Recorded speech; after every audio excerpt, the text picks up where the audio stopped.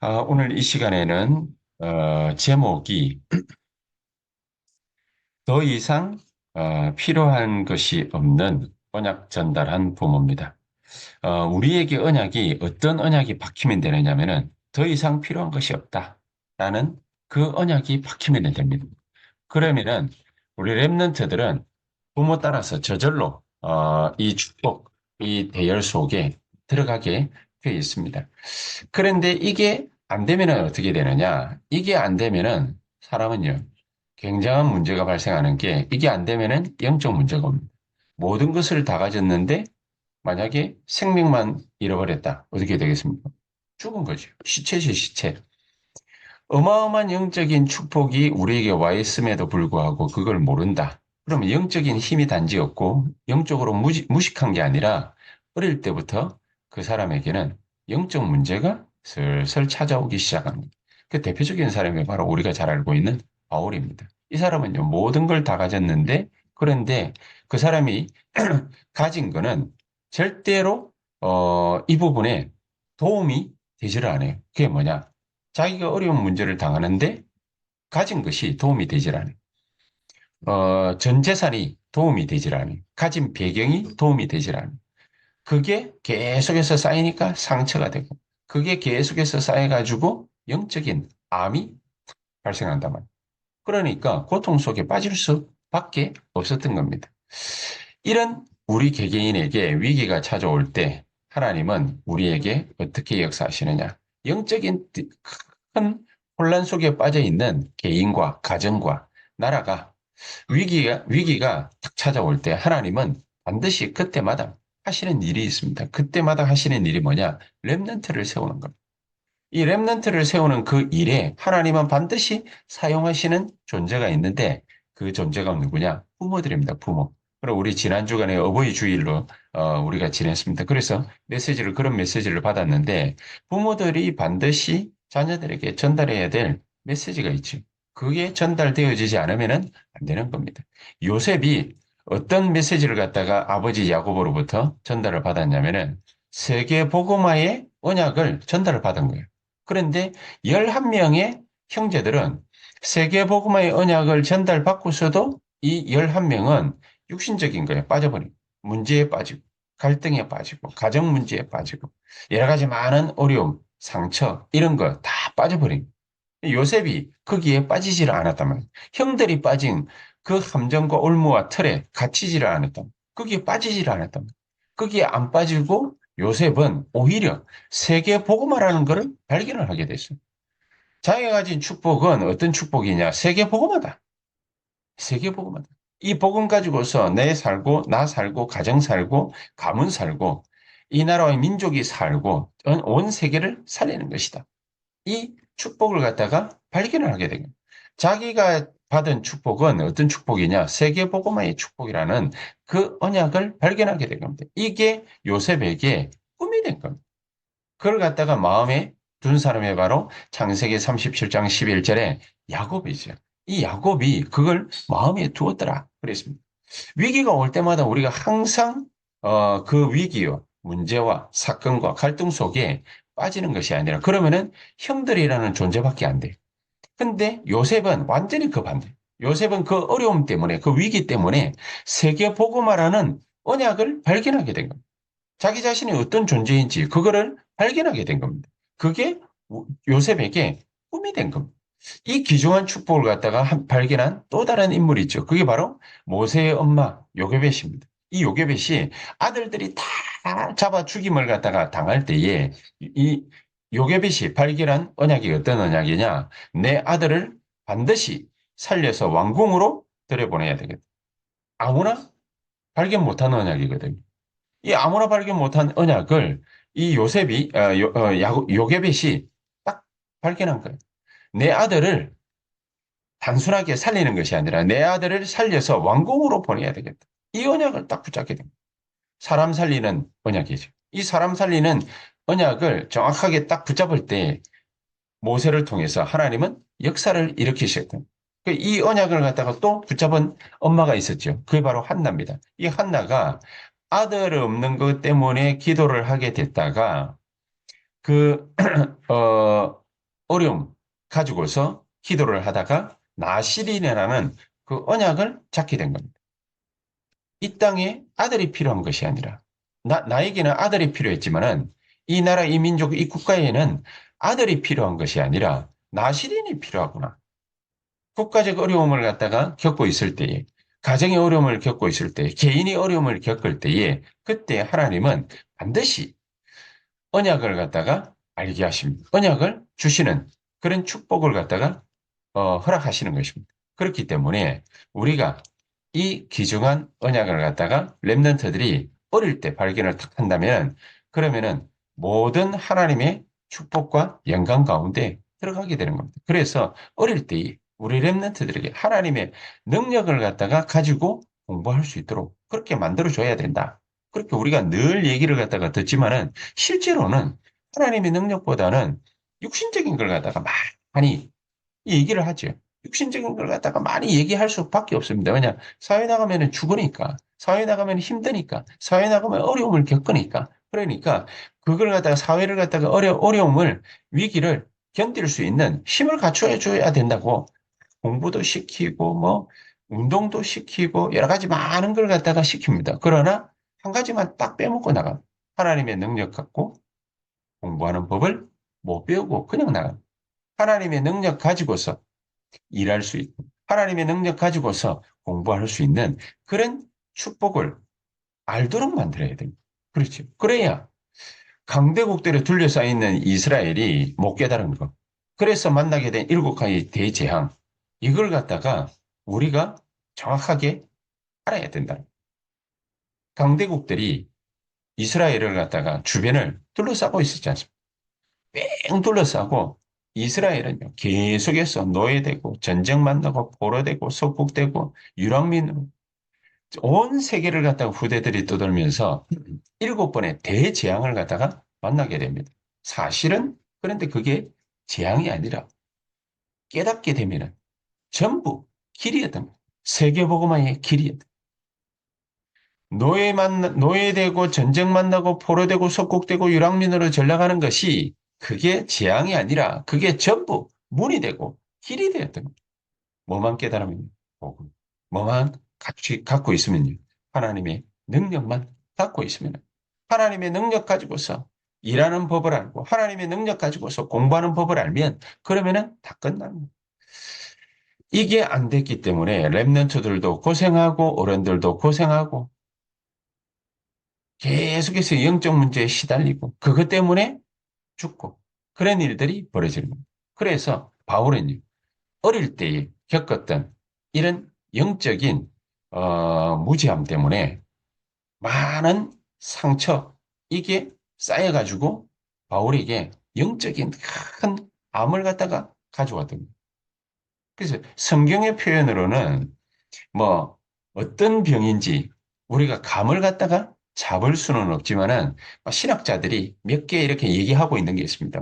눈에 안질에 큰뭐 백내장보다도 더 심한 그런 병이 있었다. 어떤 사람은 간질이다. 뭐 이런 여러 가지 등등의 얘기들을 갖다가 합니다만은 영적인 무지함이 가져온 일이 어떤 일이었냐? 바울에게 있어서는요. 정말로 죽을 각오하고 40일 금식을 갖다가 두 번이나 할 정도. 그 정도로 심각한 질병을 갖다가 바울은 갖고 있었다. 남들은 다 고쳐주면서 자기 병은 뭐, 이렇게 우리나라에서 뭐 속담이 그런 속담이 있지 않습니까? 중이 제 머리 못 깎는다고. 그러니까 자기 병은 못 고치는 거예요. 자기 병은 고칠 수도 없고 고치기도 힘들고. 근데 그런 사람이 영적인 큰 하나님의 역사 속에 들어가게 되니까 세계가 변화돼요. 큰 문제를 안고 있는데 이런 바울을 통해서 세계가 변화되는 그런 능력이 나타나기 시작했다. 그러면은 도대체 어떤 능력이 나타났냐? 바울에게 있어서는요. 이 복음이 능력이 될 만큼 각인돼 버립니다. 이거를 우리 후대들에게 갖다 심은 바울에게 있어서의 이 복음은 어떤 복음이냐? 자기에게 이 복음은 하나님의 능력이라고 설명을 할 만큼 그 정도로 각인된 겁니다. 복음 하나 알고 있는 게 그게 무슨 능력이냐 싶지만은요. 바울에게 있어서는 이게 능력이 된 겁니다. 복음 하나를 갖다가 붙잡고 있었더니 가는 곳곳마다 사도행전 13장, 16장, 19장의 일들이 벌어지고 또 가는 곳마다 사도행전 17장 1절, 18장 4절, 19장 8절에 그런 후대들이 뒤집어지는 그런 역사들이 벌어졌던 겁니다. 그래서 요셉이 어떻게 세계를 갖다가 복음하고 애굽을 복음할 수 있었냐? 요셉이 그 전에 모든 믿음의 선진들조차도 제대로 깨닫지 못하고 있던 뭐를 갖다가 딱 깨달았냐? 창세기 3장 15절. 가인 이후로 가인이 붙잡았던 피 언약이 뭔지를 갖다가 사람들이 모르고서 네피림 시대를 맞이하고 또 바벨탑 시대를 갖다가 맞이했지 않습니까? 그래서 완전히 멸망받았거든요. 그런데 아브라함, 이삭, 야곱, 요셉을 거치면서 요셉이 창세기 3장 15절을 확실하게 깨달았다. 이거를 얼마나 분명하게 깨달았던지 하나님은요. 요셉을 노예로 보내가지고 애굽을 복음화시킵니다. 이걸 확실하게 깨달아.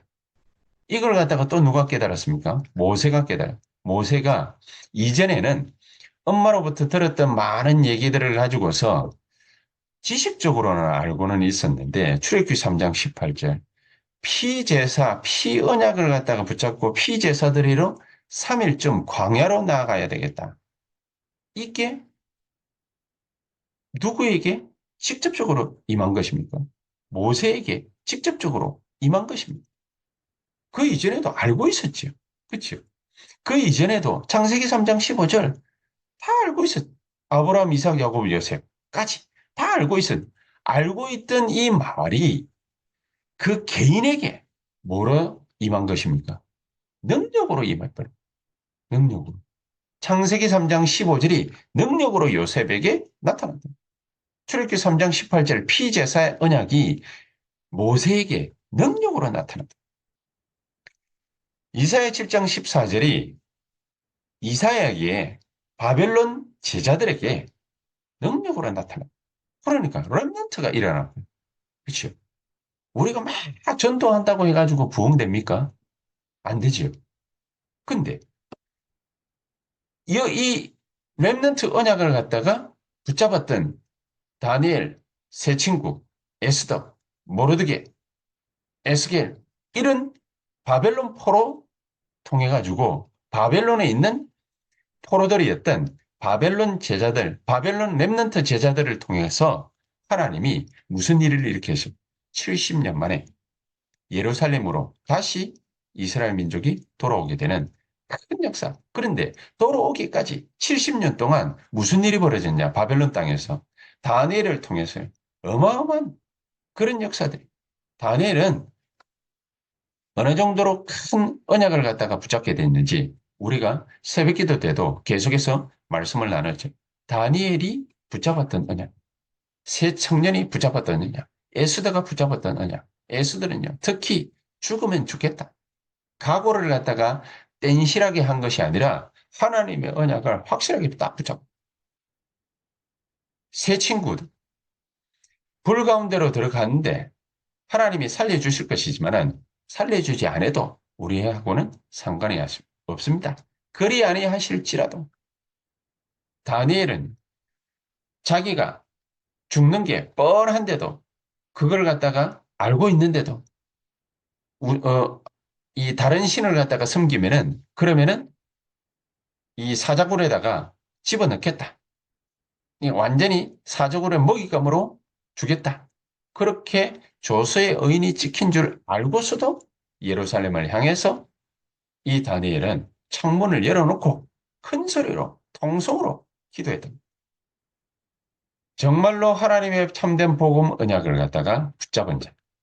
이사야 7장 14절 하나님이 함께 하시는 이런 언약을 갖다가 붙잡은 렘넌트들을 통해서 그러니까 밤수리, 밤나무, 상수리 나무가 다 배임을 당할지라도 그 그루터기는 남아있는 것 같이 그랬거든. 그러니까 하나님의 언약 붙잡은 몇 명 0.1%의 이 바벨론 제자들을 통해서 하나님은 바벨론을 복음하는 귀중한 축복을 나타냈지. 거기에 마태복음 16장 16절 베드로가 신앙 고백을 갖다가 하게 됩니다. 주는 그리스도시요 살아계신 하나님의 아들이십니다. 이 엄청난 고백을 로마서를 기록했던 바울이 하게 되죠. 이 바울이 했던 이 고백이 어떤 고백입니까? 이 복음은 모든 믿는 자들에게 하나님의 능력을 주시는 것이다. 이 복음이 곧 능력이라는 사실, 하나님의 능력이라는 사실을 그것을 이 바울이 확실하게 딱 붙잡다. 이 말씀을 갖다가 인용했던 마르틴 루터가 종교개혁을 일으키고 흑암 세력을 완전히 뒤집어 엎었던 것입니다. 이 복음의 능력이 오늘 우리에게 각인되어지고 우리 후대들에게 각인되어지는 귀중한 축복이 나타나게 되기를 주 예수의 이름으로 축복합니다. 그리고 두 번째가 뭡니까? 이 말씀이 우리에게 능력으로 뿌리내리게 만드는 이 말씀이 우리에게 능력을 단순하게 그냥 이 말씀을 갖다가 오늘 본문을 읽었습니다면 이 말씀이 하나님의 감동으로 된 건데 교훈도 하고 책망도 하고 바르게 하도 하고 의료 교육하기에 유익한 말씀이다.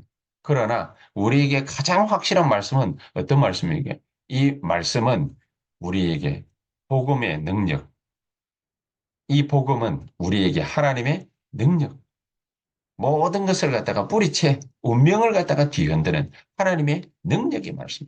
이 말씀이요. 두 번째 예레미야에게 임하니라. 이래 되니까 이 말씀이 뭡니까? 우리에게 어마어마한 배경이 되는 거예요.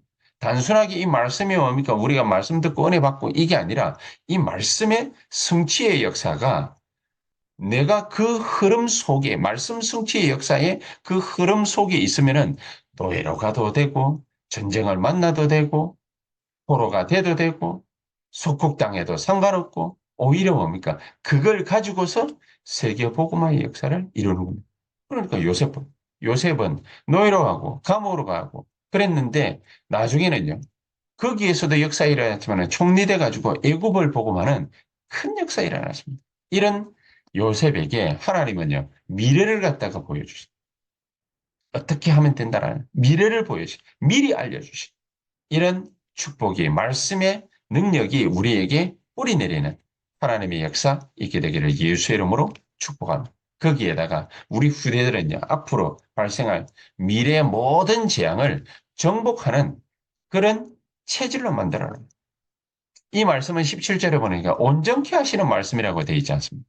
모든 일을 행한 후에 이 온전케 하시는 이 말씀을 갖다 딱 붙잡으면요, 모든 일을 행한 후에 서기 위함이라.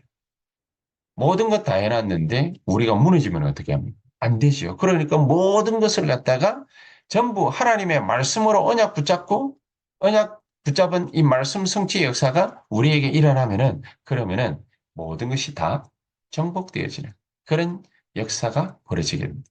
그럼 앞으로 미래에 무슨 일이 벌어집니까? 정신병 시대, 중독 시대, 또 전염병 시대, 영육 간의 전염병 시대 이런 게 미래 닥칩니다. 이거를 갖다가 우리가 어떻게 해결할 수 있겠습니까? 복음이 우리에게 능력이 되어집니다. 말씀이 우리의 삶 속에서 성취되어지는 기도에 하나님은 지금도 응답하시고 계시기 때문에 우리를 통해서 구원의 역사가 성령의 능력으로 말미암아 나타나게 되어 있습니다. 이 언약만 탁 붙잡으면은 그대로 끝이 나는. 그래서 우리의 결론, 어, 병든 사람, 이런 사람들, 여러 가지 많은 어려운 문제를 갖다가 만난 사람들, 자기 자신, 또 환경, 이런 어려운 문제를 갖다가 만난 사람들이죠. 거기에 우리는 어떻게 대처를 갖다가 하면은 되느냐. 이 목사님이 지난 주간부터 계속해서 하시는 말씀 중에 병든 사람들은 아픈 것이 기억이 안 날 정도로 깊은 호흡하면서 기도 속으로 들어가라. 자기 자신 문제 있죠. 환경 어렵지. 이런 것들이 생각이 나지 않을 정도로 잊어버릴 정도로 그 정도로 깊은 호흡 기도 속으로 들어가라. 굉장히 중요한 말이죠. 이 정도 돼야 모세처럼 문제만 나도 까딱 없습니다. 모세는요. 백성들이 자기를 원망하고 여호와를 원망할 때 그때 홍해 앞에 섰을 때 가만히 서서 여호와께서 너희에게 행하시는 구원을 보라. 광야 나갔는데 물 없으면 물 없다. 고기 먹고 싶으면 고기 먹고 싶다. 심지어 부추도 먹고 싶다. 마늘도 먹고 싶다. 목이 마르면 목마르다. 원망불평이 가득한 이스라엘 백성들 앞에서 단 한마디도 말을 갖다가 꺼낸 적이 없습니다. 짚어 딱 채워버려. 채우고 뭐 하느냐. 기도 하나를 가지고서 모든 문제를 싹 다 해결해. 깊은 기도 속으로. 우리가 원망할 만한 일이 생기고, 우리가 상처 때문에 뭡니까? 우리의 가슴이 찢어지고, 갈등 때문에 뭡니까? 힘든 일들이 막 발생할 때에, 그때에 모든 것들이 우리에게 생각이 나지 않을 정도로, 잊어버릴 정도, 그 모든 문제들이 우리의 여러 가지 많은 아픔들을 기억나게 하지 못할 정도, 잊어버릴 정도, 그 정도로 깊은 호흡하는 기도 속에 들어가라. 우리가 문제가 막 발생하고 힘든 일이 막 생기고 이러면은 주로 어떻게 합니까? 막 가슴도 벌렁거리고 생각이 복잡하고 안절부절이고 막 그렇지. 그게 벌써 우리의 뇌가 그게 반응하는 겁니다. 문제 때문에, 환경 때문에 위기가 오고 사건만 나고 자기가 막 견디기가 힘든 어려운 문제들이 발생하고 이러니까 뇌가 벌써 같이 반응하는 겁니다. 그러니까 막 가슴도 벌렁거리고 막 숨도 가쁘고 그러는 거죠. 근데 그런 때에 호흡을 통해서 우리의 모든 걸 갖다가 조절하는 거예요. 천천히 호흡하면서.